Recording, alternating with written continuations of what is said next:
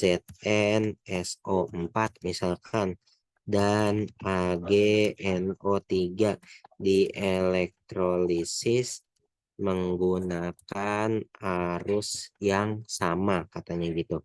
Dielektrolisis menggunakan arus yang sama. Ternyata diendapkan logam Zn, katanya, sebesar misalkan berapa ya? Sebesar 3,25 gram, katanya. Yang ditanya apa? Berapa besar logam Ag yang akan diendapkan, katanya gitu. Kalau misalkan teman-teman dikasih tahu AR dari Zn sama dengan 65, terus habis itu Ag-nya, AR-nya 108. Nah, itu gimana? Kalau misalkan teman-teman ketemu soal nih ya, untuk hukum Faraday 2 itu sebenarnya gampang banget dikiriinnya. Di sini larutan yang dikasih tahu dua, ada larutan 1 sama larutan 2 begitu. Kalau tadi kan yang pertama contohnya kita bahasnya kan cuma satu ya, CuSO4 toh udah itu doang. Tapi kalau ini enggak, larutannya ada 2 biji. Nah, kalau larutannya ada 2 berarti kita pakai hukum Faraday 2. Simpelnya seperti itu. Nah, hukum Faraday 2 tuh rumusnya apa sih? Untuk hukum Faraday 2 rumusnya kayak gini. W1 banding W2 sama dengan ME1 banding ME2. Apa sih W1? Nah, W1 itu tuh kayak tadi teman-teman, kayak kita mau mencari massa. Teman-teman bisa anggap aja ini W1-nya misalnya, ini W2-nya gitu. Nah, terus untuk ME itu apa, Kak? Nah, ME itu apa sih? ME di sini namanya adalah massa ekivalen. Nah, massa ekivalen itu rumusnya apa? Yang tadi sudah saya terangkan sebetulnya. Yang AR dibagi sama bilangan oksidasi tadi, atau dibagi sama bilox. Nah, itu namanya adalah AR, massa ekivalen gitu. Nah, ya udah tinggal kita masukin aja rumusnya ya. W1 misalkan kita misalin sama Zn nih ya. Kan katanya diendapkan logam Zn. Sebesar berapa? Sebesar segini katanya.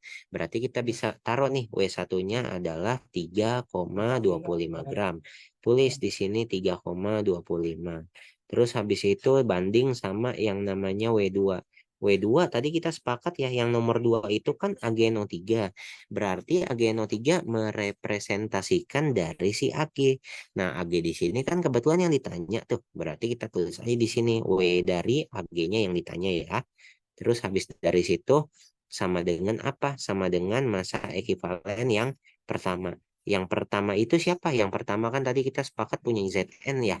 Nah, kita masukin nih pakai rumus ini. AR dibagi sama bilangan oksidasi. AR dari Zn kita masukin. Berarti 65 ya. 65 dibagi sama bilangan oksidasinya. Bilangan oksidasinya berapa sih ini Zn? Nah, kita harus tahu ya teman-teman, kalau misalkan SO4 di sini kan berarti minus 2 ya. Kayak tadi tuh SO4 itu minus 2. Supaya jadi 0, berarti kalau gitu Zn-nya harus positif 2. Nah, kalau gitu kita udah dapat nih biloxnya Zn berarti plus 2. Kita masukin ya, plus 2 banding massa ekivalen yang kedua. Kalau yang kedua berarti kan punya Ag. Nah, kita masukin AR-nya dari Ag nih di sini 108 dibagi sama bilangan oksidasinya Ag. Biloxnya Ag berapa? Nah, kita harus tahu nih teman-teman. Tadi kan SO4 ya.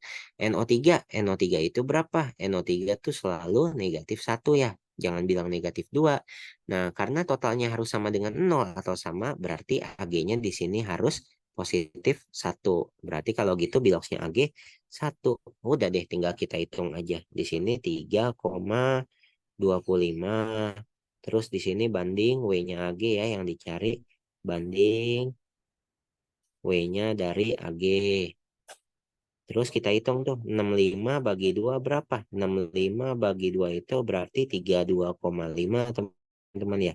Kita tulis di sini 32,5.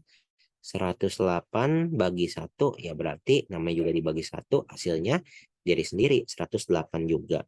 Kita tulis nih, masukin di sini 108.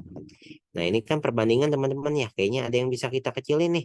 32,5 kita coret sama 3,25. Berarti kan 32,5 bagi 3,25 kan 10 ya teman-teman.